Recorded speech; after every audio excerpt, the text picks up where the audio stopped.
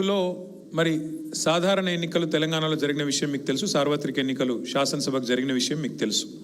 ఆ రోజు Jubilee hills నియోజకవర్గంలో మొత్తం ఓటర్ లిస్టు ప్రకారం ఓటర్ల సంఖ్య 3,75,000 చిల్లర, 3,75,000.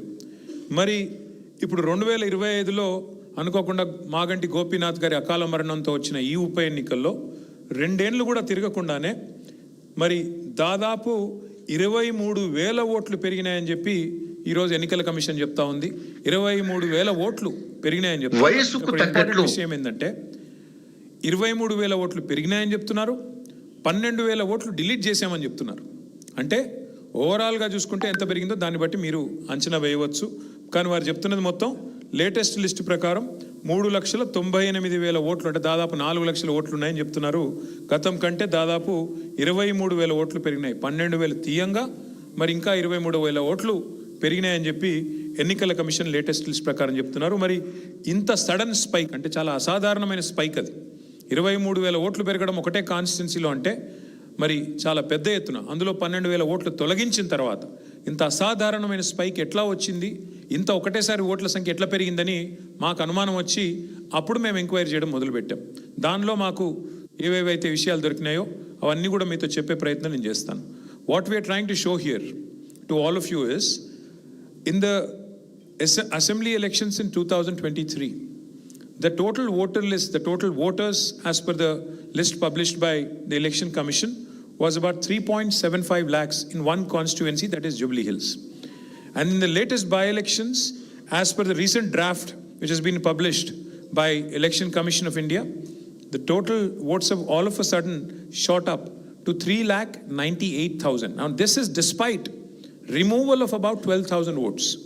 So that means almost 23,000 plus 12,000, and 35,000 is effective incremental growth or sudden spike of growth in the total voter list is what we've learned. When we saw this, we were surprised. So therefore we started digging. We have very strong network of booth in charges. We have very strong leadership on the grassroots. So they started going door to door and house to house.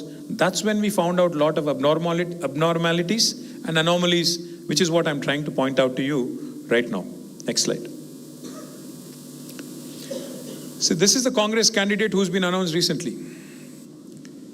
This gentleman has openly, unabashedly, in front of the media, in full glare of the media, has conducted this program called Voter Cards Distribution. Now, who is he? This is the job of Election Commission. This is the job of government. I mean, technically not even government. This is the job of Election Commission. Now, this gentleman, he was not even announced as a candidate then. He just went ahead, started distributing these cards. And as you can see, you can even see some minor voters in the picture right there. You can see that girl in orange t-shirt. She looks like a minor. Not just that, he's been already booked for fake epic voter ID distribution. In full media glare, this gentleman has distributed more than 1,000 such voter IDs.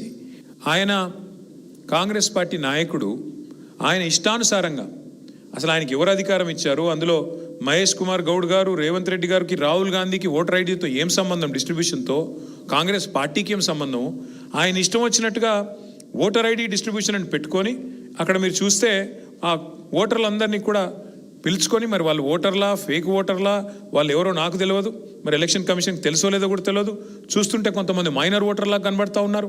మరి వాళ్ళ